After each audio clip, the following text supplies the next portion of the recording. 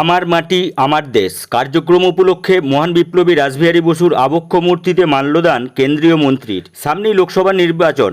BJP পার্টির পক্ষ থেকে প্রধানমন্ত্রী নরেন্দ্র দাস দামোদর মোদী আমার মাটি আমার দেশ নামে একটি কার্যক্রম শুরু করেছেন কিছুদিন আগেই আসন্ন নির্বাচন উপলক্ষে। পশ্চিমবাংলার বিভিন্ন প্রান্তে শুরু হয়েছে আগামী নির্বাচনকে সামনে রেখে সেই কার্যক্রম। রবিবার ওই কার্যক্রমকে সামনে রেখে পূর্ব বর্ধমান জেলার রায়নার 2 ব্লকের সুবলদহ গ্রামে মহান বিপ্লবী রাসবিহারী বসুর আবক্ষ মূর্তিতে মাল্যদান করলেন কেন্দ্রীয় অর্থ প্রতিমন্ত্রী পঙ্কজ চৌধুরী। সঙ্গে ছিলেন কাটোয়া জেলা সাংগঠনিক সভাপতি গোপাল চট্টোপাধ্যায়, ক্লাস্টার ইনচার্জ নির্মল কর্মকার সহ কাটোয়া বিধানসভার বিজেপি পার্টির সমস্ত নেতৃত্ব।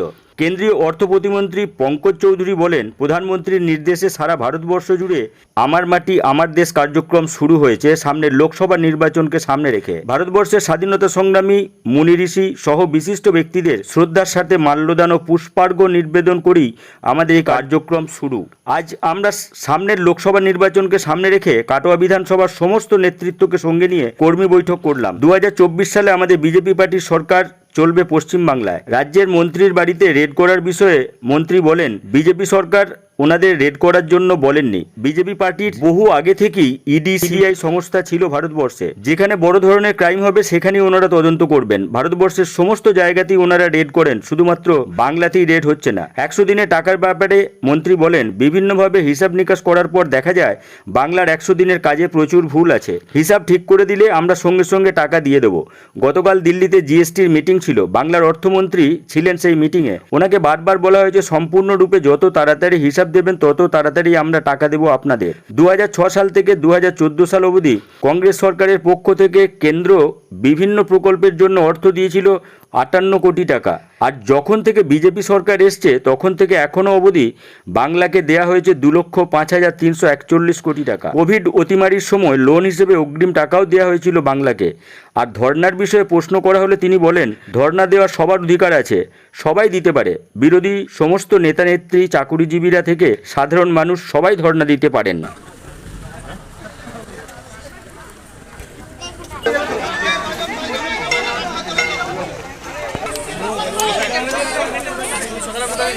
ये पार्टी जो हमारा मेरा माटी मेरा देश का कार्यक्रम पूरे देश में चल रहा है और वो गांव से माटी लेकर के लोग ब्लॉकों पे जा रहे हैं।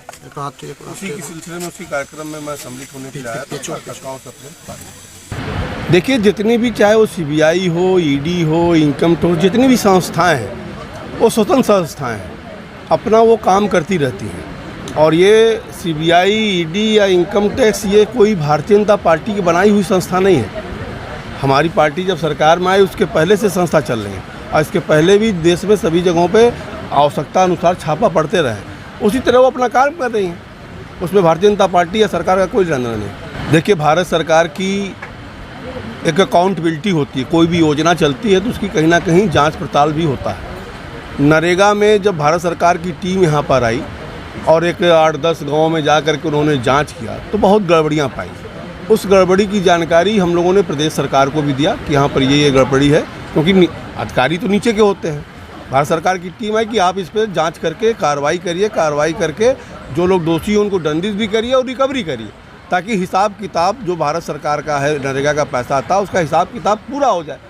लेकिन वो 3 साल से लगातार पत्र व्यवहार चल रहा है, मीटिंगें हो रही हैं, लेकिन बंगाल सरकार देने को तैयार नहीं है। और इस नाते जब तक वो पूरा नहीं होगा तब तक भारत सरकार कैसे देगी। और जहाँ तक भारत सरकार में आरोप लगाते हैं कि भारत सरकार बंगाल के लिए कहीं ना कहीं दो पक्षीय कार्य कर रही है, मैं आपको बताना चाहता हूँ कि 6-7 से लेकर के 13-14 तक जो 9 साल होता है, जब मेरी सरकार नहीं थी तब तक भारत सरकार के विभिन्न योजनाओं में 58.58 करोड़ रुपया आया था। और अगर सबसे मोदी जी की सरकार आई है, अगर आप देखेंगे उसमें 2,05,341 करोड़ रुपया अब तक बंगाल को भारत सरकार विभिन्न योजनाओं के माध्यम से दे चुकी है।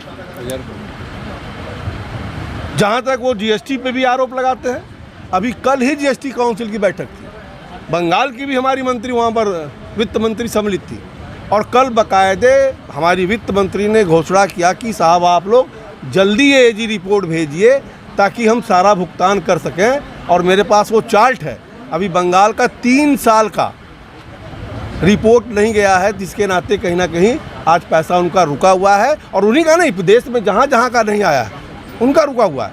और बार बार कल अपील, वित्त मंत्री ने कल खुद अपील किया कि आप लोग जल्दी इसका रिपोर्ट भेजो ताकि हमें पैसा दे करके समाप्त करें। और इतना ही नहीं, कोविड काल में अगर आप देखिए, कोविड काल में जब कंपनसेशन सेस भारत सरकार को सभी स्टेट को देना था सेस कलेक्शन के माध्यम से, और सारी चीज़ें बिजनेस बंद हो गई तो सेस कलेक्शन नहीं हो रहा था। उस समय हम लोग 2 मरतबे मिला करके 2,65,000 करोड़ रुपया लोन लेके, जो प्रदेशों का एक अनुमानित हिस्सा होता था, दिया गया एडवांस में, ताकि जब समय आएगा तो उसको कट कर लिया जाएगा ताकि प्रदेशों का काम ना रुकने पाए। तो भारत सरकार तो ये सहदर्द दिल दिखा रही है, फेडरलिज्म का पूरा सहयोग कर रही है। इनका आरोप ये कहीं ना कहीं राजनीतिक आरोप है, जनता को गुमराह करने वाली आरोप। और भी आरोप है, और भी आरोप जो दिल्ली के धरना मंच पे जब गया था तृणमूल, उसके बाद आज राजभवन तृणमूल का फिर से धरना चल रहा है। लोकतंत्र का सबको अपना अपनी बात रखने का अधिकार है, धरना देने का अधिकार है, उसके तहत वो कर रहे हैं। बाकी जिस लिए कर रहे हैं वो मैं बता दिया। इसलिए कह रहे हैं जो निर्वाचन है उसके आगे CBI ED को घर में भेजकर बीजेपी CBI ED का छापा कोई आज तो पड़ रहा है, सालों साल पड़ता है। अब दुर्भाग्य से चुनाव है सामने तो उसको चुनाव का बहाना लेते हैं। और आप देखो, कोई भी छापा पड़े, अदालत है ना। संजय सिंह की गिरफ्तारी हुई, तमाम हल्ला मचा, अदालत ने ही तो रिमांड पे भेज दिया। अदालत तो मेरा नहीं ना है, तो अदालत है, आप अदालत में जाओ, अपना क्लीन चिट मिलेगा आपको, आप बाहर आ जा दो।